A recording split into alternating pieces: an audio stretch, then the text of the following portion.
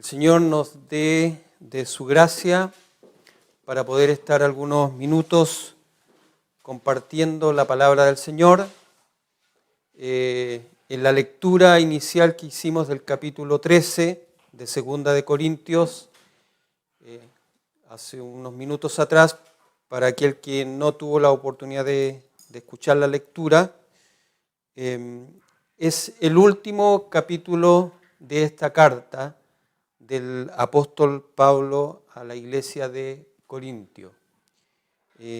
Hemos repasado todos los capítulos, damos gracias al Señor porque nos ha permitido escuchar la enseñanza de cada una de estas cartas y creemos que el Espíritu Santo está obrando en cada uno de nosotros de manera silenciosa, pero permanente y sistemáticamente en nosotros y en la iglesia, en su cuerpo, para que podamos ser llevados a la imagen de Cristo. Y es con esa esperanza permanentemente que estamos aprendiendo, recibiendo la enseñanza de su palabra. Y hoy no es distinto, hoy también estamos reunidos en torno a su palabra. Quisiera reiterar, 2 de Corintios capítulo 13, vamos a exponer sobre todo el capítulo y quisiera resumir los puntos más importantes de la predicación anterior, el capítulo 12, para luego conectarlo a la predicación de ahora.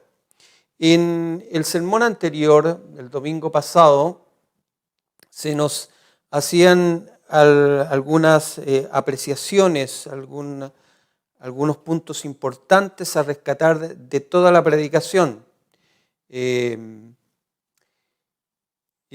Señor, a través de nuestro pastor, nos decía, por ejemplo, que Dios va a permitir, en algunas ocasiones, no siempre, y no con todos, en los mismos términos, el tipo de experiencia, porque recuerde que el apóstol Pablo en el capítulo anterior nos indicaba que él tuvo experiencias que no cualquiera ha tenido.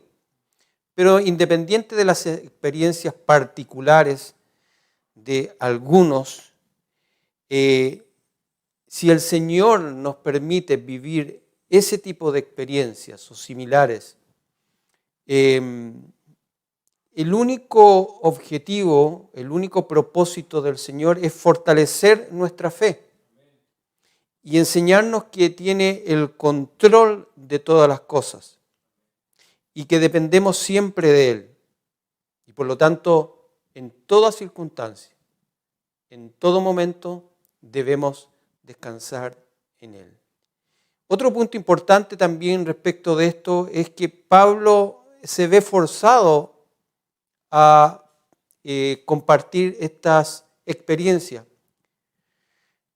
dado justamente el comportamiento de los falsos profetas que hacían alusiones a experiencias extraordinarias como para, ¿cierto?, poder validar su ministerio falso ahí en la iglesia de Corintio. Y esto es un método permanente en la historia. Los falsos maestros se apoyan en estas cosas, ¿ya? Grandes experiencias, maravillosas experiencias que no todos tienen, por cierto, que solamente algunos, ¿ya? Los iluminados, aquellos que tienen una cercanía especial con el Señor, pueden tener este tipo de experiencia.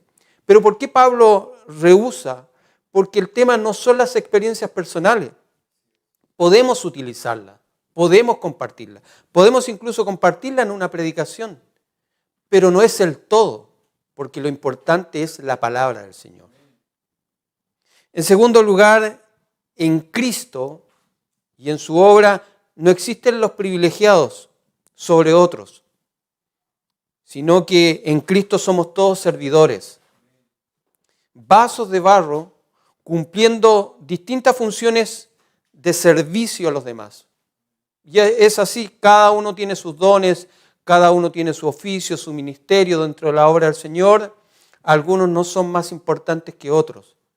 Todos son importantes en el cuerpo de Cristo y todos somos considerados por el Señor servidores, que servimos a los demás por amor al prójimo, por amor a nuestro hermano, por amor a nuestra hermana.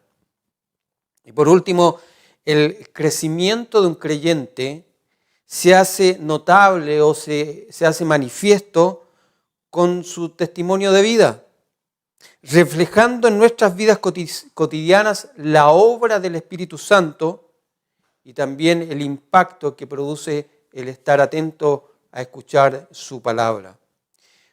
Una congregación no se va a medir por la cantidad de personas que tenga, por el tipo de templo, la construcción.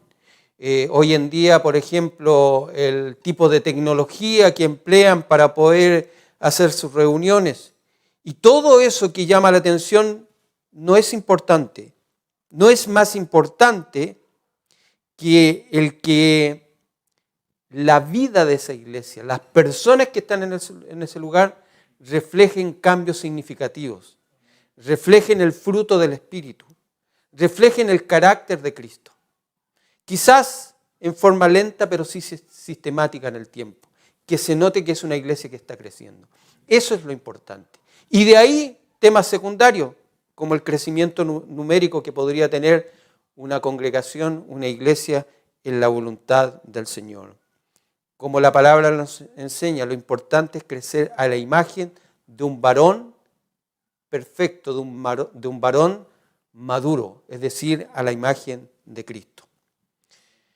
Hemos llegado al final de la carta y esta carta en este capítulo va a terminar con varias advertencias para la iglesia de Corinto. Y estas advertencias tienen como propósito justamente que aquellos que no quieren dejar el pecado, no quieren dejar todas aquellas cosas que son fruto de la carne, envidia, situaciones que producen división y que lo podemos ver en el capítulo anterior. Dice, pues me temo que cuando llegue no os halle tales como quiero, y yo sea hallado de vosotros cual no queréis, que haya entre vosotros contienda, envidias, iras, divisiones, murmuraciones, soberbias y una serie de otras cosas que son manifestaciones de la naturaleza carnal.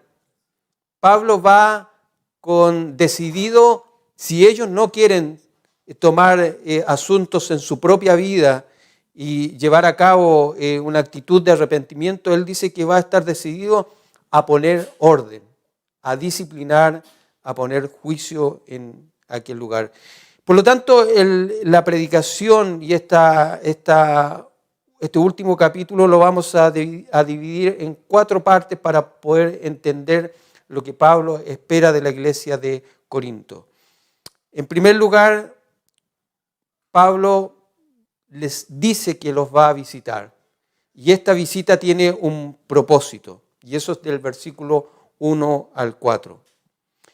De los versículos 5 al 7 lo hemos titulado la necesaria autoevaluación, el necesario autoexamen. En tercer lugar, del versículo 8 al 10, Pablo espera que sean obedientes a la palabra del Señor, a la palabra de Dios. Y en cuarto lugar, del versículo 11 al 14, Pablo espera que sean maduros en su fe. Para empezar, dijimos que Pablo va a visitarlos, espera visitarlos, hacerles una tercera visita. Y esta visita tiene un propósito. ¿Ya? Y les indica, esta es la tercera vez que voy a vosotros. Por boca de 2 o de 3 testigos se decidirá todo asunto. En el versículo 14 del capítulo 12 también Pablo indicó esto. he aquí, dice, por tercera vez estoy preparado para ir a vosotros. Y ahora vuelve a reiterar, voy a ir por tercera vez para compartir con ustedes. Y lo primero que pone como énfasis es que va a resolver un asunto. Aquellos que están en pecado o aquellos que han sido acusados de pecado, ¿cierto? Él va a tomar cartas sobre el asunto, pero va a resolver mediante el principio bíblico. ¿Ya? Y este principio se conoce desde la antigüedad, en el Antiguo Testamento. Él hace alusión justamente al libro de Deuteronomio, capítulo 19. Dice, no se tomará en cuenta un solo testigo contra ninguno en cualquier delito ni en cualquier pecado, en relación a cualquier ofensa cometida. Solo por el testimonio de 2 o 3 testigos se mantendrá la acusación. Esto no es solamente un principio bíblico para la iglesia, esto ha influenciado, ¿cierto?, todas las justicias de todo el mundo y por lo tanto bajo este principio se siguen muchas causas. Tienen que haber testigos para haber acusación. Haciendo un resumen, porque como ya estamos terminando la carta, la primera en este caso y la segunda carta de Corintio, quisiera recordarles que en su primera visita a Corinto, Pablo fue el que fundó la iglesia. Y se quedó por 1 año y medio más o menos compartiendo con los corintios para enseñarle las verdades del Evangelio. Posteriormente hubo una segunda visita y es esa visita la que Pablo indica en sus cartas que fue una visita muy dolorosa. Y esta visita se sitúa entre la redacción de la primera y la segunda carta. Entre esas 2 cartas que escribió en ese periodo, Pablo visitó a la iglesia de Corinto. Y fue dolorosa porque algunos fueron influenciados por falsos maestros, por hombres que no reconocían el ministerio y el apostolado del apóstol, y por lo tanto Pablo decidió retirarse en aquella ocasión muy adolorido.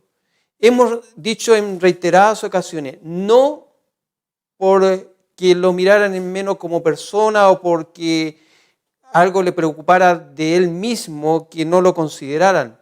Lo que a Pablo siempre le importó fue la pureza del Evangelio, la verdad del Evangelio. Es eso a él lo que le ocupaba y lo que le preocupaba. Y por lo tanto, el Evangelio estaba siendo distorsionado y se había ido en esa ocasión muy adolorido.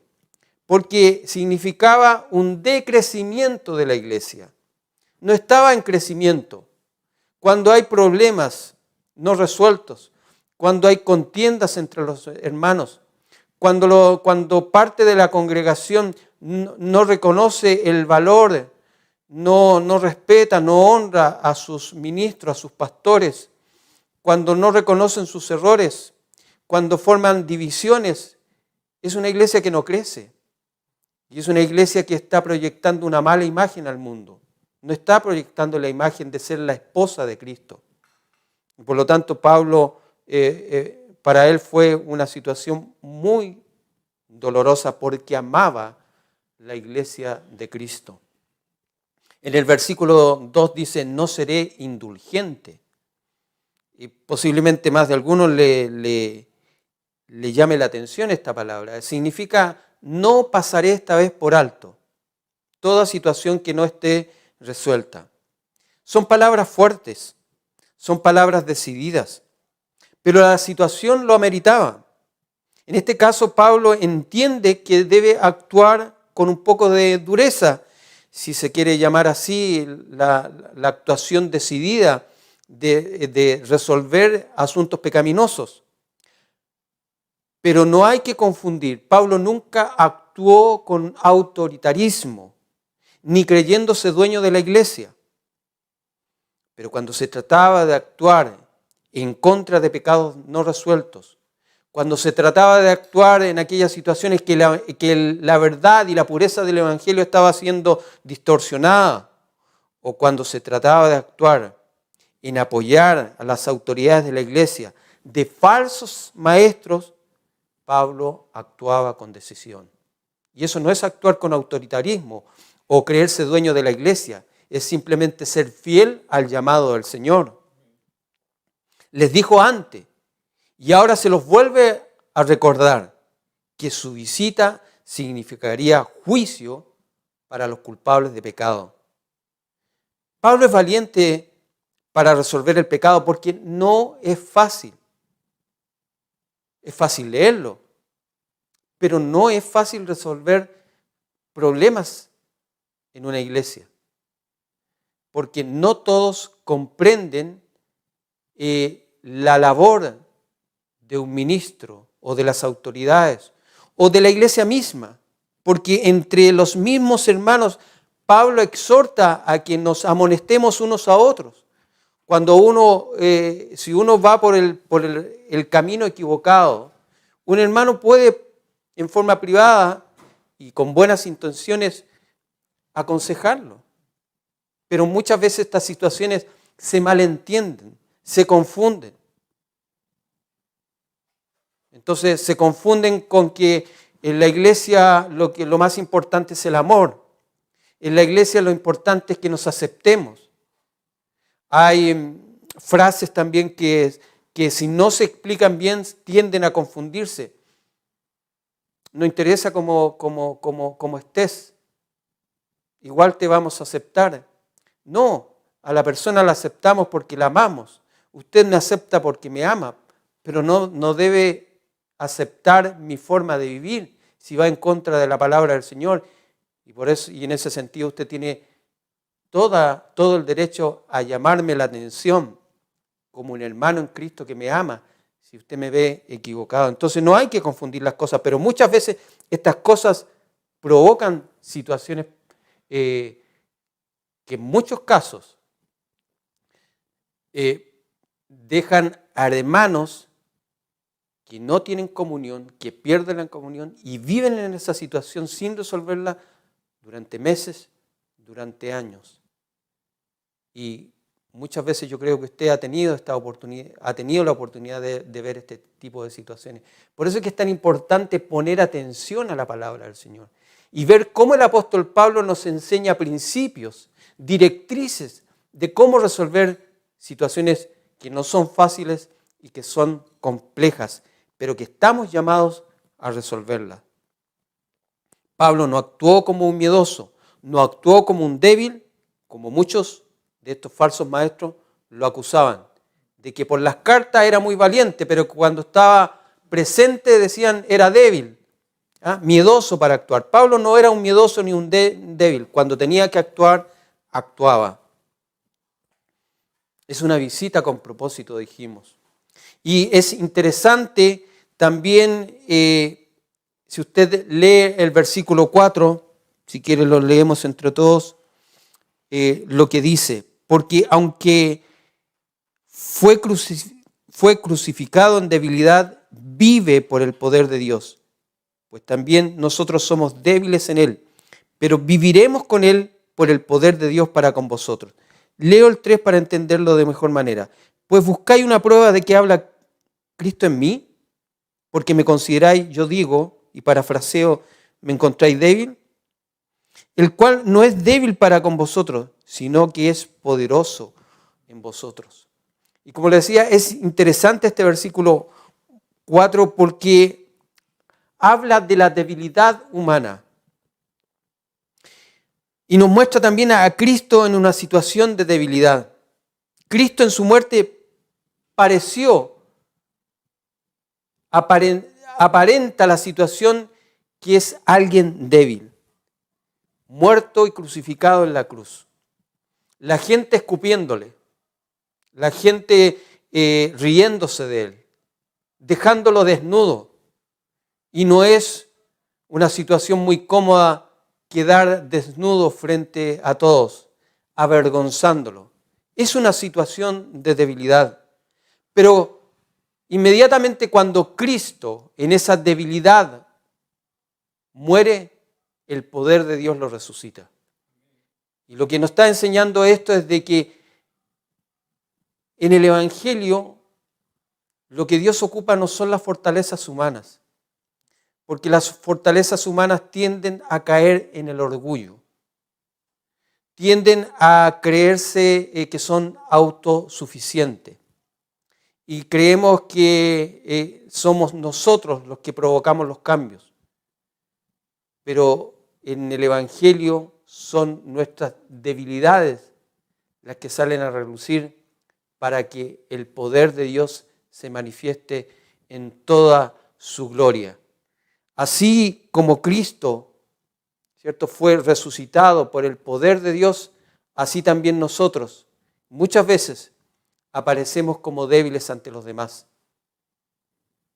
Quizás muchos de ustedes digan, yo nunca voy a ser un predicador, o nunca voy a poder compartir el Evangelio, o no tengo dones, no tengo aptitudes para llevar a cabo una obra, un oficio, un ministerio.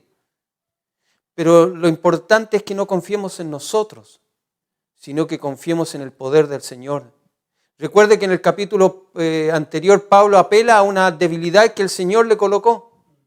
Justamente, dice que un aguijón de Satanás, ¿cierto?, fue colocado en su vida. Se especula que posiblemente era una enfermedad, una incapacidad física. No lo sabemos con certeza, pero eso al principio a Pablo le hacía creer de que era un impedimento, un obstáculo para llevar a cabo y desarrollar su ministerio.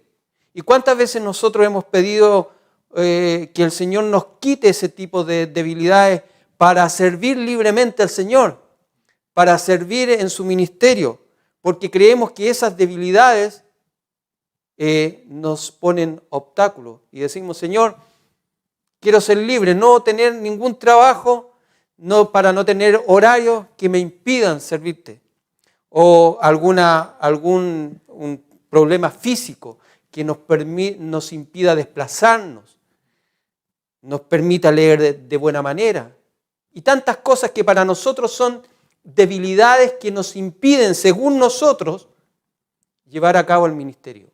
Pero si algo hay en nosotros, una especie de debilidad, un problema, un obstáculo, el Señor ha querido que vivamos con eso, si es que no nos ha quitado eso, para que aprendamos a depender de Él y del poder de Dios y del poder de su gracia.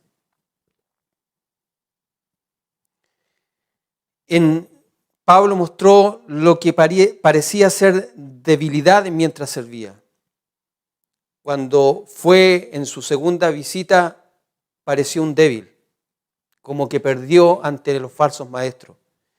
Pero dice que en esta ocasión sería distinto. Hay ocasiones cuando mostramos su poder en nosotros dando la apariencia de debilidad, efectivamente. Y hay otras en que debemos ser severos mediante el poder de Dios. La experiencia de su aguijón, en este caso de Pablo, en su vida, es un ejemplo que ser débil en Él, o sea, en Cristo, sin embargo, es vivir en el poder de Dios. Así que no tenga temor, no tenga miedo. Si quizás usted diga, bueno, yo nunca llegué a la universidad y eso me limita para tener una comprensión de las Escrituras, para impactar de mejor manera a la gente, o tengo una enfermedad que me impide salir de mi hogar. Pero sea cual fuera la situación, esa debilidad Dios la puede ocupar poderosamente en usted, en su vida, para que el poder de Dios y el mensaje del Evangelio tenga que llegar donde tenga que llegar. Es cuando, al contrario, en vez de preocuparnos de nuestras debilidades, debiéramos preocuparnos y ocuparnos cuando provocamos problemas. Cuando ignoramos las advertencias de la palabra de Dios, es cuando traemos evidentemente problemas innecesarios a nuestra vida, a nuestra familia y a toda la iglesia. Y muchas veces traemos tristeza y largos desvelos a nuestros pastores porque nos rehusamos a escuchar el sabio consejo de la palabra del Señor, que solo tiene como propósito ayudarnos a crecer y a madurar en la fe. En segundo lugar, dijimos que Pablo les anima a que se autoexaminen, a que se autoevalúen. Porque ellos estaban más preocupados y ocupados de examinar la vida de Pablo. Le decían, tú no tienes la oratoria de Apolos, no tienes las experiencias de estos maestros que han venido a compartir con nosotros. No tienes, no eres capaz de verbalizar bien tu argumento. Le encontraban una serie de defectos al apóstol Pablo. Quizás no todos, pero estos que encontraban estos defectos influían sobre el resto de la iglesia. Y Pablo les dice, en vez de estar examinándome a mí, preocúpense de examinarse ustedes, de autoevaluarse ustedes.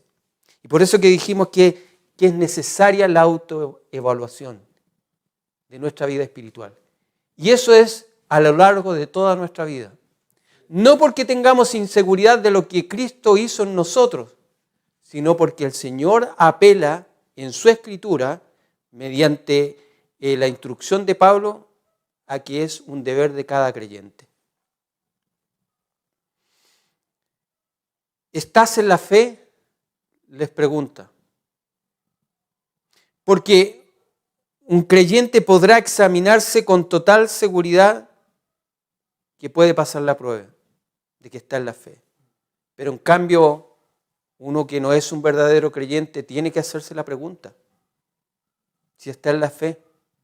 Y si duda, debe empezar a ocuparse, porque si se ocupa es un signo de que el Señor lo está atrayendo hacia Él. Es un llamado del Señor y debe ser obediente y sumiso y humilde a poner atención al llamado del Señor para iniciar el camino de la salvación. También les pregunta, ¿son salvos? ¿Tienen certeza? ¿Tienen seguridad de saberse salvos? Porque si Cristo habita en vuestras vidas, bueno, las dos cosas anteriores son una realidad. Entonces, si ustedes dicen que el Señor habita en sus vidas, entonces están en la fe y son salvos. Esto lo encontramos de los versículos 5 al 7. También Pablo habla acerca de una palabra muy importante, la palabra reprobados. Ocúpense, preocúpense de no aparecer reprobados ante el Señor. Y la palabra reprobado significa falso, falsificados. Literalmente, alguien que no pasa el examen. Y efectivamente, los enemigos de Pablo lo acusaron a Pablo justamente de ser un reprobado, un falso maestro. Alguien que no reunía las cualidades de un verdadero apóstol. Pero Pablo les dice, no, nosotros hemos sido aprobados y aprobados en el Señor. Lo importante es no que te apruebe el hombre, sino que te apruebe el Señor. Y en eso tenemos que estar seguros. Y Pablo niega esta acusación en el versículo 6, afirmando con total seguridad que no era un réprobo. Nosotros, hoy en día, de la misma manera, debiéramos tener seguridad en que hemos sido aprobados por el Señor. Y aprobado no significa santidad absoluta, que no tenemos ningún pecado. Significa que hemos creído en Él verdaderamente y que Cristo está en nosotros. Y que el proceso de santidad y de crecimiento es una realidad en nosotros. Por lo tanto, esa realidad del Espíritu Santo viviendo en nuestras vidas es porque sí hemos sido aprobados, hemos pasado el examen, porque el examen lo pasó Cristo en la cruz por nosotros. Y ese ha sido imputado a nosotros mediante la fe en el Evangelio. Es necesaria la autoevaluación permanentemente. Examinarse en todo caso no significa que compararse con otros y decir, por ejemplo, yo soy mejor que el hermano, por lo tanto yo sí soy cristiano. Tampoco significa comparar nuestra madurez espiritual con la inmadurez de otro y decir, yo vivo en santidad mejor que el hermano.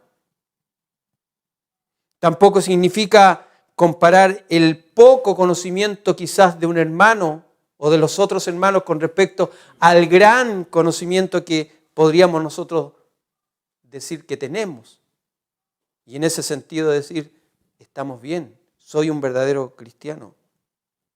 Conozco la Biblia, conozco la palabra. No es el examen que Pablo nos está llamando a hacernos y que le estaba llamando a la iglesia de Corinto. Una de las formas de conocernos a nosotros mismos es evaluando nuestro propio carácter a la luz de las Escrituras y a la luz de la vida de Cristo. La intención de Pablo no era usar su autoridad para cuidar o recuperar su reputación. Muy por el contrario, el interés de Pablo era que solos, sin necesidad de que él fuera, se arrepintieran. Y por lo tanto la advertencia de la disciplina, y esto nosotros lo podemos rescatar como un propósito para todo tiempo, en todo lugar, cuando queremos aplicar disciplina, el propósito de la disciplina nunca tiene como medio, como objetivo, el de exaltar a la autoridad, el de exaltar al anciano, al pastor, al maestro, no, sino que siempre es para conducir a aquel que ha ofendido, a aquel que ha cometido pecado, al arrepentimiento. Y posteriormente su restauración en el amor del Señor. Siempre es restauradora la disciplina bíblica, y nunca provoca destrucción. En tercer lugar, Pablo le estaba exhortando, advirtiendo que fueran obedientes a la palabra de Dios, obedientes a la palabra del Señor. Él no necesitaba llamarles la atención si estaban en la verdad. Solo iba a reprender a los que no estaban en ella.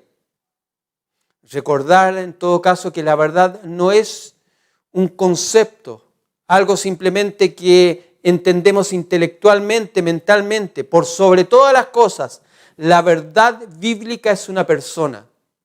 Yo soy la verdad, yo soy el camino, yo soy la vida, dijo Jesús.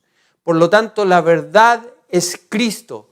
Y si nosotros estamos en Cristo, sus atributos y su carácter son traspasados a la iglesia, a sus miembros. La vida de Cristo, la verdad de Cristo se hace evidente en la forma como vivimos, en los cambios que se van produciendo. Por lo tanto, si yo digo yo estoy en la verdad, debe ser evidente que la vida de Cristo está en mi vida.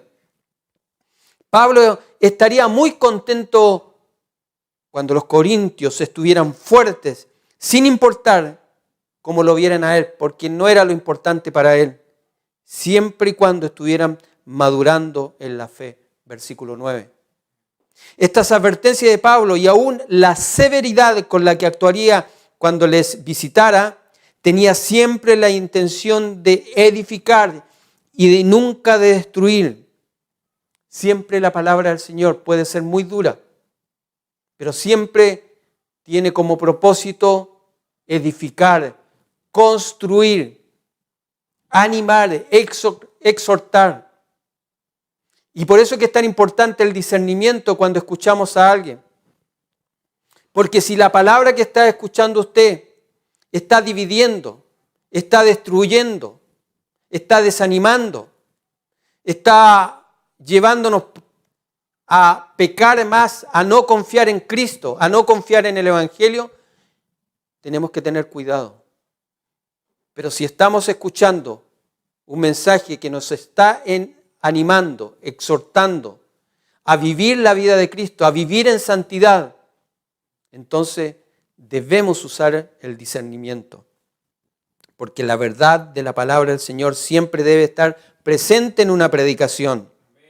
Al avisarles de su visita con anticipación, lo único que estaba haciendo era amándolos, ya que les estaba dando tiempo de arrepentirse antes de que Él llegara. Son necesarias las autoridades dentro de una iglesia, son necesarios los ministros, los maestros, los enseñadores, pero no necesariamente para estar disciplinando. Cada uno de nosotros debe autodisciplinarse, debe arrepentirse, debe cambiar frente a la amonestación de la palabra del Señor. No es necesario que alguien nos diga que debemos cambiar. Somos nosotros evaluarnos y autoexaminarnos permanentemente frente a la luz de la palabra del Señor. Por último, les dice que sean maduros en su fe. Y las últimas instrucciones de Pablo es donde les muestra su amor y les dice que estén contentos, que maduren, que se consuelen unos a otros, que tengan una misma manera de sentir y una misma manera de pensar. Y eso no significa que todos debamos pensar respecto de gustos, de cosas, tengamos los mismos gustos, las mismas opiniones. No significa eso. Significa que debemos tener el sentir y la mente de Cristo. Pensar y sentir como Cristo. En eso tenemos que ser iguales, unidos, buscarlo. También les dice que que vivan en paz. Y entonces, y solo entonces, el Dios de paz y el Dios de amor estaría con ellos. Es importante que manifiesten su amor con el saludo que se daba en aquella época. Aquí habla de ósculo, que era un beso, ¿cierto? Bueno, dependiendo de los contextos culturales donde nos situamos, de acuerdo a cómo se manifiestan los afectos en aquella cultura, sí lo debemos hacer. Siempre en el temor del Señor, buscando y mirando como Él nos enseña a mirar a las distintas personas. Pablo le dice en Timoteo, en el libro de Timoteo, justamente en la carta de Timoteo, cómo el ministro, el anciano o cualquiera tiene que conducirse en la iglesia del Señor. A los ancianos, respetarlo como ancianos. A los más jóvenes, como jóvenes. A las niñas, a las mujeres, como hermanas, sacándonos de nuestra mente todo doble sentido. Así que si experiencias de este tipo se han vivido alguna vez, malas experiencias en la iglesia, producto de un abrazo, producto de un beso malintencionado, no es porque el Señor lo enseñe, no es porque la iglesia lo avale de ninguna manera. Estas cosas no son permitidas en la iglesia y no se le puede acusar al Evangelio de fomentar este tipo de situaciones porque claramente la palabra las enseña. Una cosa distinta es que nosotros no podamos dominar nuestra carnalidad. Y es por eso que debemos pedirle al Señor que su Espíritu Santo elimine y controle ese tipo de situaciones.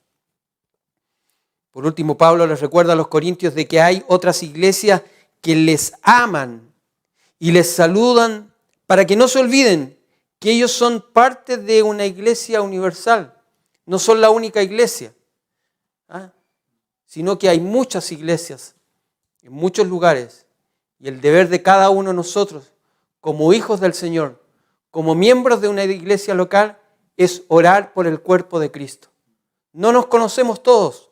Tenemos quizás distintas formas dentro de la libertad que el Señor nos da para bendecir, exaltar, alabar su nombre, de cómo hacemos nuestro servicio, pero siguen siendo hermanos nuestros, hijos del Señor y por lo tanto debemos orar por la iglesia.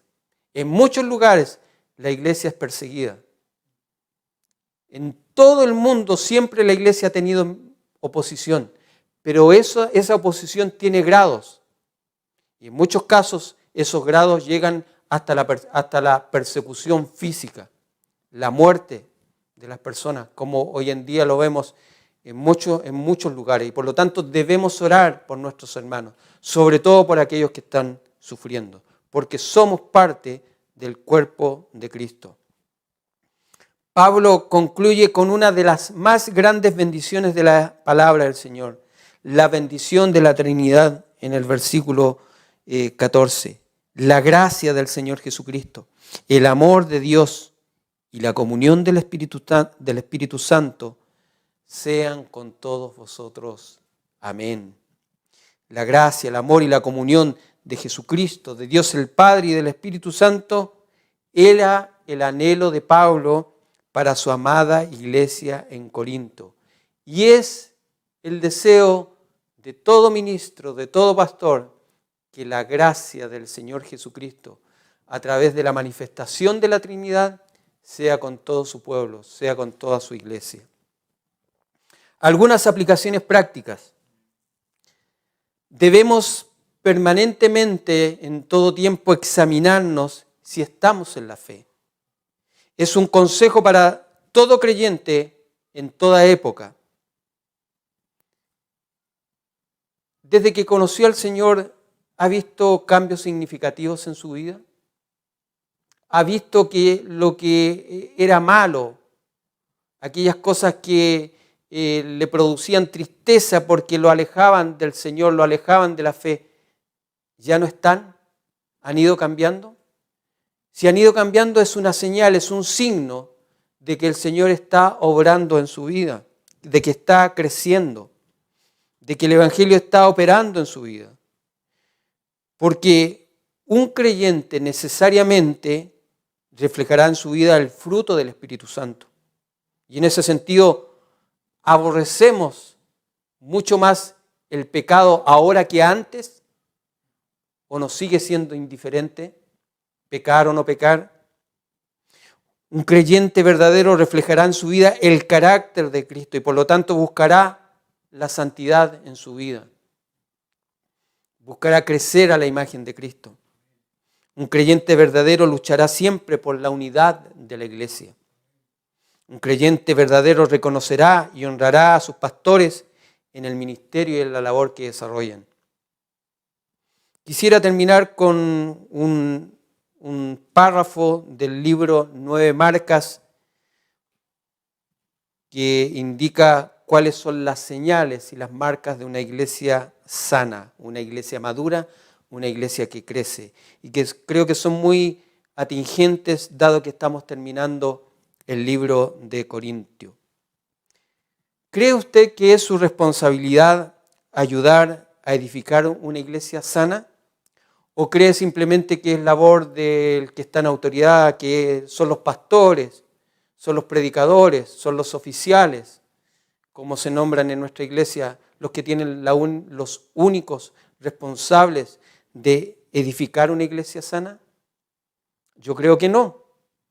De acuerdo a la instrucción bíblica, cada uno de nosotros, cada miembro del cuerpo, debe contribuir a edificar una iglesia sana. Nadie se debe quitar de esta misión, de este trabajo.